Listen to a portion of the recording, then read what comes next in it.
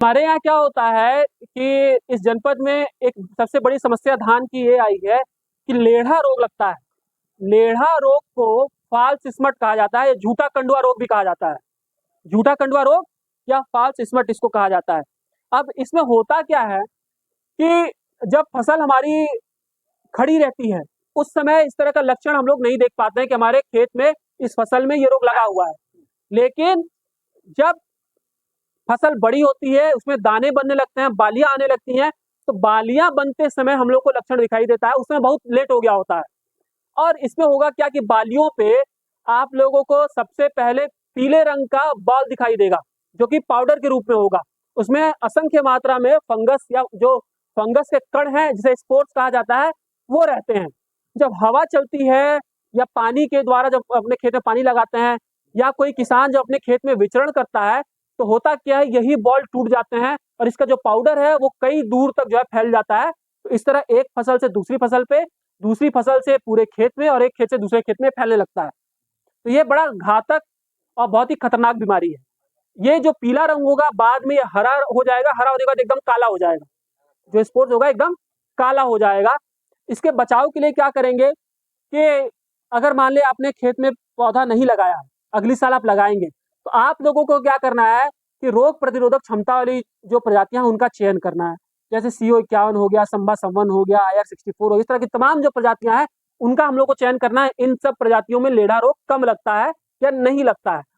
यही अगर हम लोग मोती लगाते हैं, दामिनी लगाते हैं, तो इसमें रोग बहुत ही ज्यादा लगता है। लेढ़ा रोग बहुत तेजी से इसमें लगता है और फैलता भी है। इन सब चीजों को हम लोगों को रोक करके और जो रोग प्रतिरोधक क्षमता वाली जो प्रजातियां उनका चयन करके उनको बोना है। दूसरी चीज, अगर हम लोग पुराना बीज बो रहे हैं, एक साल हमने बीज बोया, उसमें लेढ़ा रोग लगा हुआ है और उसी बीज को अगली साल बोएंगे तो उसमें भी लेढ़ा रोग लगेगा, क्योंकि आपने देखा होगा जहां भंडारण करते हैं उसमें लेढ़ा का आपको कई सारे स्पोर्स नजर आएंगे। दूसरी चीज क्या है, क्योंकि ये मृदा जनित भी है, तो मिट्टी के अंदर उसके कण गिर जाते हैं और कण गिरने के बाद से क्या होता है कि सुसुप्त अवस्था में चला जाता है।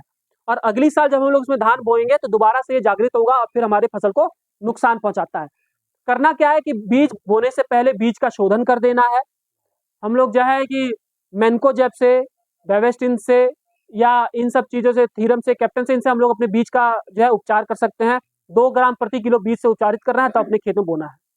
इसके अलावा जो है अपने खेत में अगर लेढ़ा अगर पहले से आ रहा है, खेत खाली है, तो हम लोग को क्या करना है, ट्राइकोडर्मा का इस्तेमाल करना है। हम लोग को मिट्टी का शोधन भी करना है। ये तो बीज शोधन हो गया, फिर हम लोग को खेत का शोधन करना है। खेत का शोधन कैसे होगा कि आपको कम से कम 2.5 से 3 किलो ट्राइकोडर्मा पाउडर लेना है और 50 किलो अगर आपका गोबर कहीं रखा हुआ है तो उस गोबर में आप लोगों को जो है, जो कि आपका ताज़ा ना हो, आपका 7 से 10 दिन पुराना कम से कम तो होना ही चाहिए।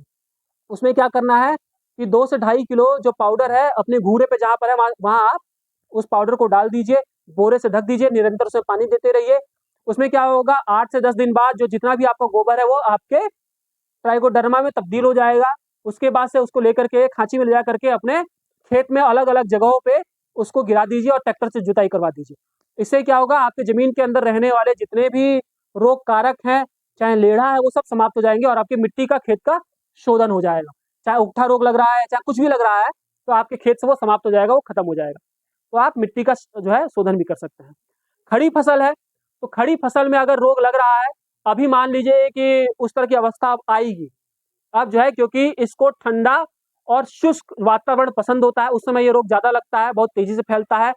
तो करना क्या है, मैनको जब एक दवा आती है, 2 ग्राम प्रति लीटर की दर से घोल बना करके अपने खेतों में छिड़काव करना है। ये क्या है, प्रिकॉशनरी मेजर है, रोग लगने से पहले बचाव है। ठीक है, तो उसका आप छिड़काव अपने खेत में अवश्य कर दें। इसके बाद अगर आपको लग रहा है कि बाली बनते समय रोग आपको कहीं दिखाई दे रहा है, लक्षण थोड़ा बहुत अगर आ गया है, उस समय प्रोपिकोनाजोल एक दवा आती है, उसका जो है 1.5 ml प्रति लीटर की दर से घोल बना करके अपने खेतों में अच्छी तरह से छिड़काव करना है। छिड़काव इस प्रकार हो कि हमारा जितना भी पौधा है वो अच्छे से दवा और पानी से तरबतर हो जाए, एकदम अच्छे से नहा ले।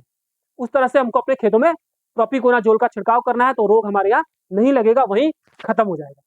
कुल मिलाकर के लेढ़ा रोग का ये हम लोग बचाव इस प्रकार से कर सकते हैं। ये जो पहले वाला है इसको कब करना है, जैसे बाली निकलने से पहले? बाली निकलने से पहले आप लोगों को करना है। भाई बाली निकली ना हो, बाली निकलते समय भी कर सकते हैं। लेकिन बाली अगर निकल जाएगी, उस टाइम लेढ़ा रोग अगर दिखाई दे रहा है तो उसमें मतलब लक्षण आ गया। लेकिन उससे पहले अगर छिड़काव कर दिया तो एक प्रिकॉशनरी मेजर रहेगा, वो रोग लगेगा ही नहीं। ठीक, लगने की संभावना जब होती है उससे पहले आप कर सकते हैं। ठीक, और अगर लग गया, बालियां बन गई और उस समय दिखाई दे रहा है, तो आप लोगों को प्रोपिकोनाजोल का छिड़काव कर देना तुरंत।